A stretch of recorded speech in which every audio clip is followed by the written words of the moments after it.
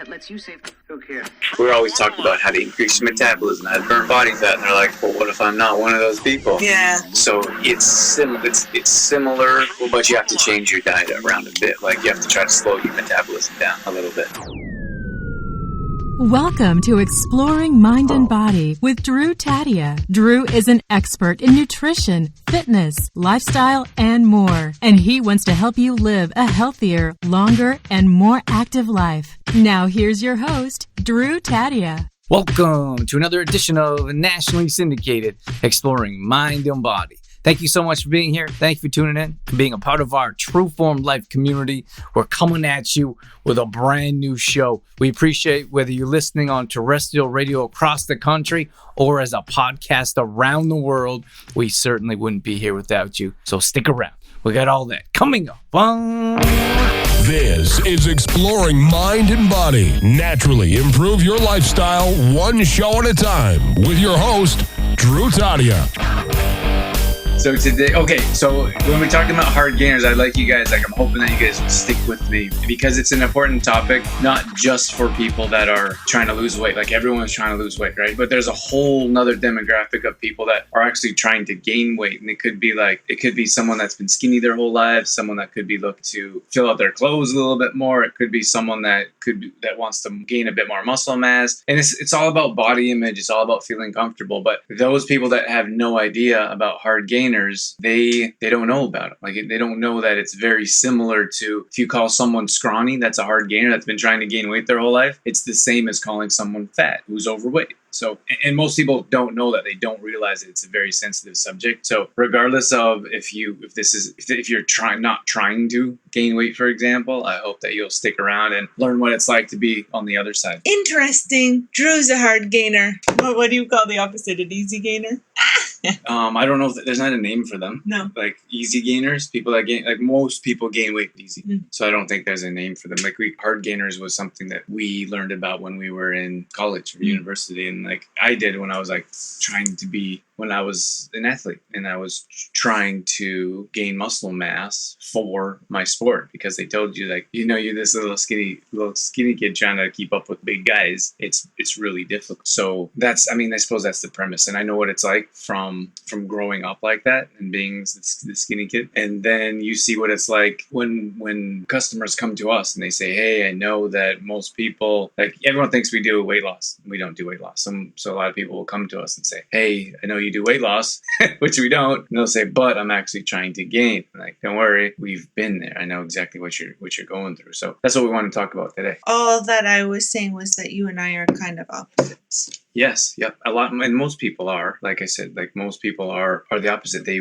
are easy. It's easy for them to gain weight. But what I want to explain here is that mentally, emotionally, physically, like, when you are talking to someone that's skinny, and you're one of those people that you're so skinny, it must be nice. But some people really don't like it when you call them skinny. Like, some people don't. It's not appreciated, and sometimes it comes across as maybe it is a compliment. Maybe you mean it as a compliment, but it's not always perceived that way. At a younger age, it's worse. As we get older and mature and fit into our bodies, you start to gain weight a little bit easier, but still, it's very challenging for a good chunk of the demographic. Like, there's a good chunk of people that still struggle with it. It doesn't matter. Like, you could be very young, or you could be a teenager or early adulthood, and then you're getting a little bit older, not older, but like more mature, and you still have issues keeping weight on. Mm-hmm. And then you see it with women, and then, like, you hear it with, like, their butt, for example. Like, my butt is too skinny, I can't keep jeans on, for example. Like, that's not a compliment, right? They're frustrated. And then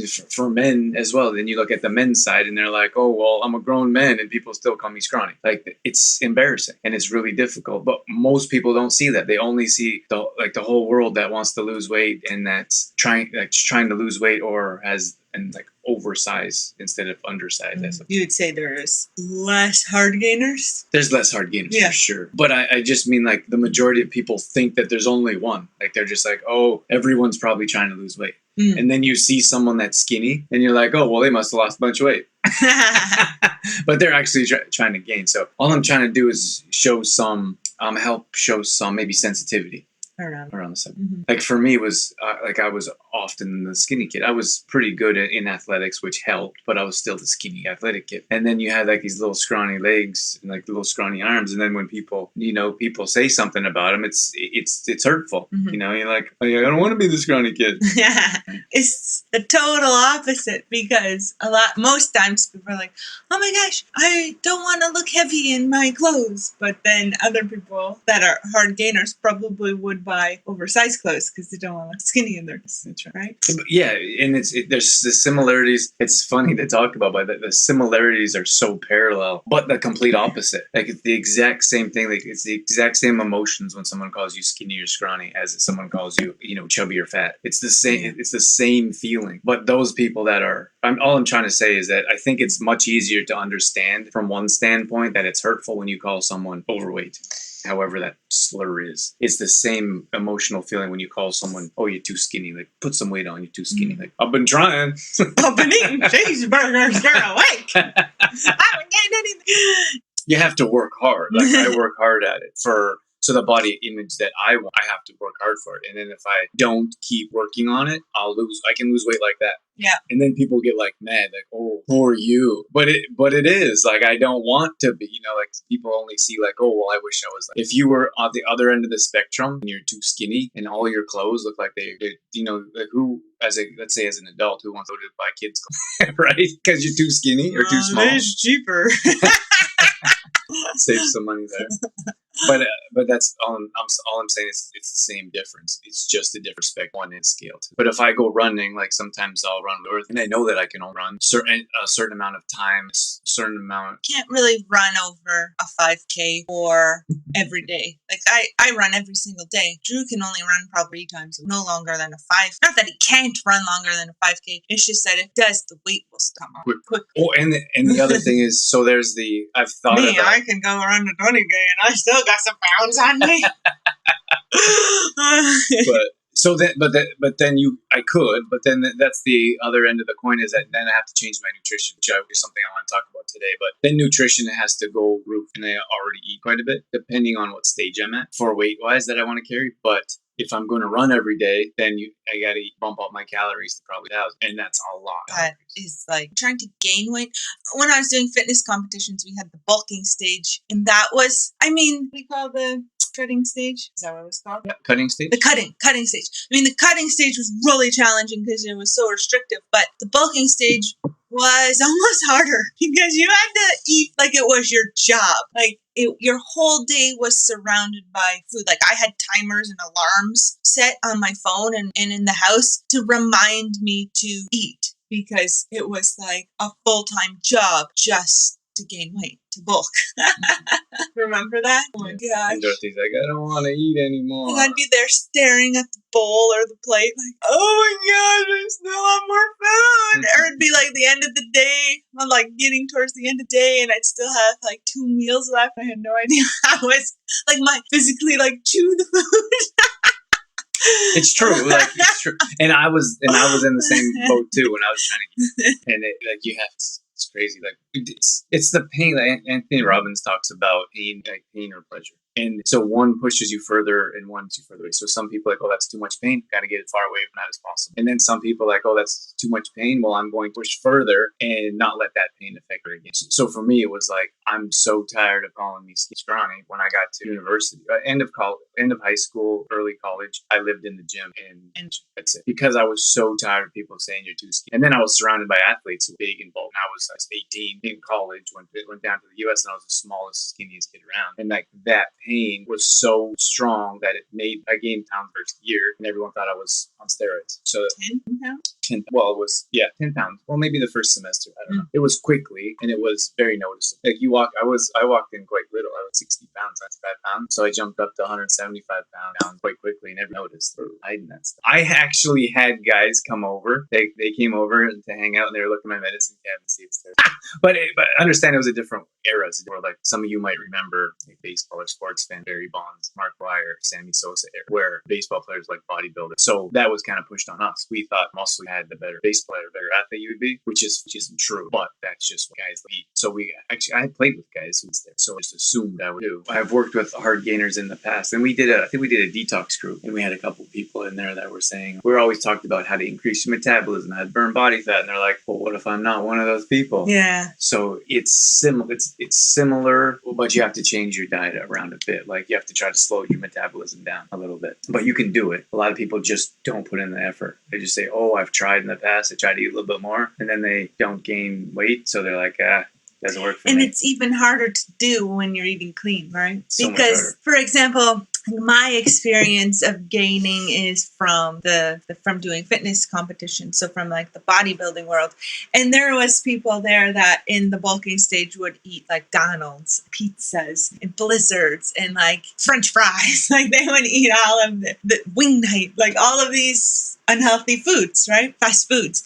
Because you have a target calorie mark to hit in your bulking time, in your bulking stage. So honestly, I knew people that wouldn't even care how they got to that calorie mark. This just as long as they reached that calorie mark. But for Drew and I, it was important to bulk clean. So that's why, another reason why it was even harder, because do you remember the amount of oats that I was eating? Even you, when you were trying to gain some, like oats, like cups a day, right? Rice. I think I haven't counted for a while. Well, 1 cup is like 5 calories. Yeah. No, anyway, it was even harder to do it clean. Yeah. Well, most people don't like in that world. You don't really care. You just need to get your calories in. Mm-hmm. They think a calorie is a calorie. Then you have to look at digestion issues, and you have to look at quality of life, which was drastically altered at that stage. I have a picture of Dorothy, and she's like right before her cutting stage, and she's like sitting on the bed, got like this belly in her. I'm trying to eat food because it's like you're eating all the time, like all day long you're eating, and I'm like on the bed trying to eat my last meal or something. It wasn't a pretty photo. No, we're in the hotel room, and you're like, I can't believe you took a picture of that. Look at that belly. But you have to, like in that world, you have to gain body fat, because when you cut down, you lose some muscle mass. So you're trying to get rid of all the fat, and then a little muscle mass comes with it, and you want to keep as much muscle mass as possible. But anyway, but we were counting that, and that's one of the things I want to recommend to hard gainers. But for everyone, like it's so beneficial to have a success journal. And for me, a written success journal is much better than having it on a computer or a phone. So if you just have a little booklet, and every time you eat something, you write it down, then you have it with you all the time. And one of the things that I do is I like to highlight and make notes in it. And it's really difficult to do that when you have and I know everyone's like technology here like these days, but I just think having something written that you can carry with you and take you, it's more top of your mind. Like your phone, you open up your phone and you have 15 different apps, and they're all sending you notifications. If you have one notebook that's just nutrition, then you can say, okay, this is my notebook. Every time you carry it with you, every time you have food, you open up and you write it. You don't have to do this for the rest of your life. All I'm saying is that for those people that want to know what's going in their body and have different goals of whether that's weight loss or weight gain, then you have that with you. And we did that with our clients. Yeah. And most times when I was working with one-on-one clients, of course, they wanted to lose weight. So we would have them record, and then I would sit down with them every session. And almost every session, someone's eyes were open. Like, I can't believe I ate out that often. I can't believe I drank that little water. I can't believe I snacked that much on chocolates. Like whatever it is, if you don't write it down, you don't know. And that's all there is to it. Yeah. I preferred the paper journal because then you could go back and compare. It was easy to like flip through and look at your days like stacking up. Yeah, for sure. So, and then if you like really want to get into it, we're not people that count calories on a regular basis. We wouldn't tell you to weigh your food, count calories, jump on a scale. But if you want to, in the macro level of understanding what's going on with your body, I would suggest tracking some calories just to see where you're at. And it really helped me because I knew like I had it down to a science. I knew that when I was counting that I was around 23 to 25, 2,600 calories is where I would need to be to maintain. And then anything above that, if I wanted to gain 28 roughly to 33 is where 3,300 calories. That's so much. Is a lot of food. That's a lot of food. Is what I would need to be at to gain weight. When people try to gain, you gain with pizza and fries and cheeseburgers. Like, and that I wouldn't call that sustainable. Right. At least not healthy. Might be sustainable for some people. Don't think you'd feel very good. So I just mean some people live on that, right? Like, and that's reality. Like, I've looked at food journals for years, and people would often, like, a couple times a week is a lot. I would say is a lot. Yeah. With your food journal, whether it is for gaining or losing, wherever you're at, it is most important, or my number one recommendation would be to be honest, right, in your food journal, because a lot of times we would see clients, I don't want to say a lot of times, but sometimes we would have clients come to us and they would have a perfect food journal, like just perfect. But then they would be talking to us about, like Drew said, most people that would reach out to us wanted to lose weight. So they would be talking to us in our little meetings, what do you call them, chickens, about how they didn't have a good week, or why aren't they seeing results? And anyway, it was just like, well, you kind of have to be honest in your food journal for us to help you. Right? Yeah. Can't really tell. And so, but then it's also about being honest to yourself, right? And Yeah. There's calories in, calories out. It's a science. Like, you can't fake it. Like, if you look at someone's food journal and they're doing everything perfect, and then they say they're working out 5 days a week, and then you don't see any changes with them, like, something's not adding up. So, like, if you write down the perfect journal, it's hard to talk about. And obviously, I'm stumbling over words. This was years, so it's not anyone we've been working with anytime recent. But if you look at a perfect food journal, and like someone copies it down from like my book, and you want to help, and they come into you for help, like, how can you help them? You're not truth. But it's the same thing with yourself. Like, you got to be true. Like, oh, I work out all the time, and you work out once a week, and then sometimes twice a week, every other week. Like, that's not working out all the time. You're just fooling yourself into believing that. Mm-hmm. So, well, one of the things that I did was I slowed down my metabolism. So I was like stuffing my face. For us, we talk about burning body fat and eating small meals throughout the day, which also gives you energy, improves digestion, a number of different things. One of the things I experimented with was doing the opposite. So I said, instead of having 5, 6 plus meals a day, sometimes 7, like very small meals, I slowed that down. And I said, okay, if that's what burns body fat, I wasn't specifically trying to gain body fat, but I was trying to gain weight. So I said, how can I slow my metabolism down? Because I naturally have a fast metabolism. So I broke that down. I know I need to have about 3,000 calories a day. So each meal, my goal was to have 1,000 calories only 3 times a day. So I was sitting there like, ugh. So you could look at, so I posted one on my page not too long ago, on the True Form page. Oh yeah. That was a big. Oh yeah, it had oats, a bowl of oats. So 1 cup of oats is about 500 calories. So you have to find out how to get 500 calories. And then you had eggs and avocado and toast and peanut butter. Yeah. So a piece of toast, I think, is 100 calories. And then a peanut butter, like a tablespoon of peanut butter, is 100 calories. So that's 700 calories. And then avocado, 7, that's probably 800. But I think you had 2 slices of toast. Maybe 2 slices. But then there's eggs in there. So 2 eggs I think they're about 100 calories each. So that's 800 plus 200 is about 1,000. And then I had a banana in there. A whole banana is 100 calories, so 3,100. So that was just over 3,000 calories, but it wasn't all that enjoyable. You gotta sit there and like make sure you get all that food in you. And we're like, it's hard because we're not huge calorie counters, right? We don't count calories at all, or we don't recommend it. All we're saying is here in this short, like, if you want to know what's going in your body, you should record everything. Like, maybe do it for 2 weeks, like record everything, write everything down. And then to take that to the next level, start counting your calories. Because here's the thing that most people don't understand is you don't get enough calories in the day. Oh, most. Or they're empty calories. So if we were to count clean calories, a lot of people might have a snack for breakfast, they have a decent lunch, and then nothing till dinner. So that's like 1,200 calories maybe. You need close to 1,800 to 2,000 in most cases. And then you have to account for exercise. If you're exercising, that needs to be replaced. But I was just thinking about how I'm a food, like, I love food. Like, I can eat food. I have no problem eating food. And I would always eat, like, when I was scooping out food, I would like scoop myself like the same portion as you. And then Drew's like, Dorothy, I'm like a 200-pound man or whatever. You can't eat as much as me. And I was like, I can eat as much as you. But it's funny, right? Like those adjustments that I had to make as well. Right. I don't need as many calories as you do. Yeah, you But still then- do it. But then on the days that I run, like I have to replace those calories. So I probably eat more than you. I don't know that. You don't think I eat more? I feel like I'm eating more than you.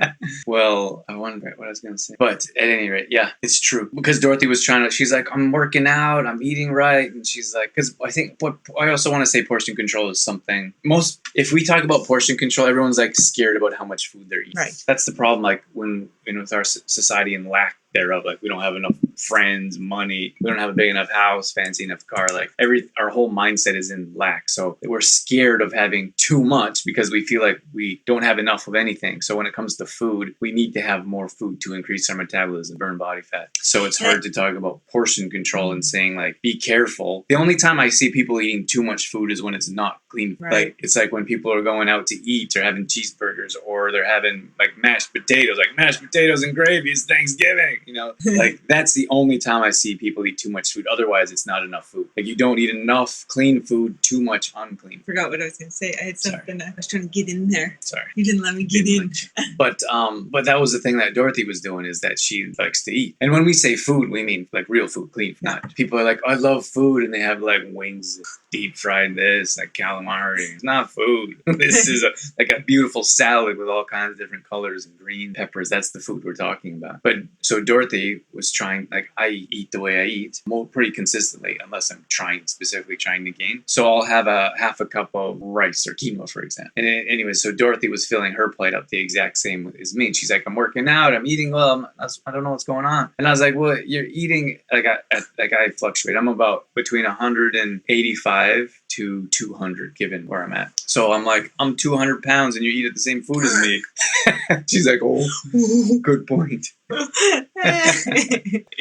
So, yeah. Kind of depends what your goals are and where you're at. If there's any message I want to share, if you're a hard gainer, you can change that. Like you can change that. And I don't feel like you don't have to eat like forever. You just have to figure out what's best for you, like the times of day, the types of food. You have to figure out what's best for you, but without recording, without counting some calories once in a while, without putting in the effort. Like sometimes people try for a few days or try that for a couple weeks, and they're like, nah, didn't work for me. I'll just be skinny. Like you have to figure out what your why is. Like why is it so powerful for you to make a change in your life? Oh man, we had the deep conversation. Yeah, you and I had that conversation yesterday with my running. Remember? I do remember. I was sitting here talking about it. Well, because I reached I don't know, it's funny, goals, but I reached my 200-day run and then I just didn't feel motivated anymore. And Drew's like, what's your why? And I was like, oh, I don't have a why. And we sat here and like we hashed it out for about a half hour. And then I put my running shoes on and away I went. You're welcome. You gotta have a reason. Reason. The reason is for the hard times. Yes. The reason is gotta be to get you going when you don't have that motivation. And for me, I don't know if other people are like this, but for me, the hard times are always after I reach my goal. Post-goal depression. Yeah. Post-goal blues. Like if I have a goal, like I can push like pretty hard, but then I reach my goal, and then like the day after my goal or a couple days after my goal, that's the hard part. Yeah. Well, thank you for talking me through that. You're welcome. Yeah. You gotta have a why. If you don't have a why, then what are you doing? Dave, don't forget to eat. Take is the word. We'd be in college and it'd be 6 o'clock at night and we'd be getting ready to go out for the night. Like, what are we doing? And he's like, I don't think I ate tonight. Did I eat today? No, I don't think I ate today. I don't know how you don't eat in a whole day.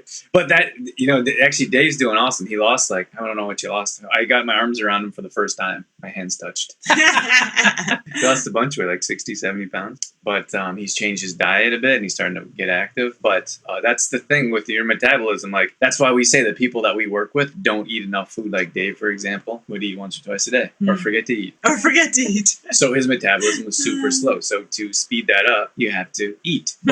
But then that's what we talked about is people's mindset of the more food I eat, the more weight I gain. And I could go down the list and tell you a dozen people that I know that have and are or have been overweight, and they eat once or twice a day, or maybe 3 times a day, but probably not even consistent. And their metabolism is super slow. So you try to be like, hey, you got to eat more food. And they're like, nah, if I eat more food, I'll gain more weight. Okay. That mindset is so hard to break. You don't think you can. They have to figure it out on their own. Well, yeah, that's what I mean. Because I've worked with clients too that have that mindset, and I couldn't really help or coach with that mindset. It was just too difficult to get by. And it'd be the same thing with the opposite and trying to tell people to eat more food. Like, oh, I can't eat any more food, or I'm eating enough food. Like, it's that you can't beat it. It's like science, like you can't, like, it's not that complicated. Calories in, calories out. In most cases, understand we're also talking about clean calories. But if you're eating enough calories, you'll naturally, not naturally, it's forced if you're eating too many. But if you're eating enough calories, your body will gain. That's all there is to it. So if you're eating Drew says that he ate 3,000. I got to eat 3,000. Well, if you're eating 3,000 consistently, not for one or 2 days out of the week, every single day, and you're not gaining, then you got to try 3,500. And if 35 isn't working, you got to try 4. Like, that's just how it is. It's not like I'm not saying one thing, and then you have to understand your workouts. How much are you burning when you're working out? So if you're doing an hour of cardio, that's going to take a bunch of calories down, which has to be replaced above and beyond. It's like we talk about hydration. Well, if you're drinking diuretics, for example, if you have coffee in the morning and you're like, oh, I drink at least a liter. Well, if you're drinking a liter of coffee,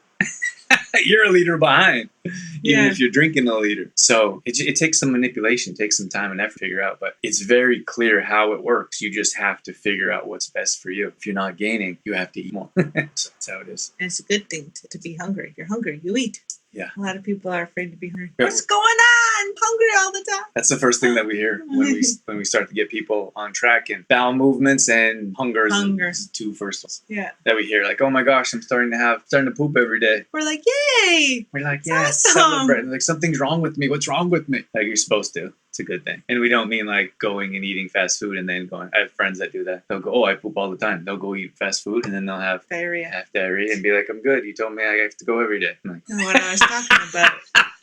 It's a little bit different, but you should have proper bowel movements consistently every day. It's a day. And it should be a comfortable thing, right? Yeah. Going to the bathroom should be comfortable. Feel good. And then the more you're hungry, the more often you have to keep fuel. Like we try to get people on breakfast right away. Those people that aren't eating breakfast, so they start eating breakfast, and then they'll forget to eat a breakfast, or they'll have a late breakfast, or skip a breakfast. They're like, I'm hungry. And they're like, something's wrong. I'm hungry all the time. I'm like, it's a good thing. Your metabolism is speeding up. You need to fuel to keep your metabolism burning. I talked about about breakfast in our Fit Fam the other day, and I was like, I love breakfast. I don't understand the don't eat breakfast thing because I'd be so cranky. Remember? Well, that's the thing. Is people are often cranky. Like, eat something because their blood sugar levels are so low. So they eat something like, feel like a human again. Or sometimes Drew just says, would you eat some food or something?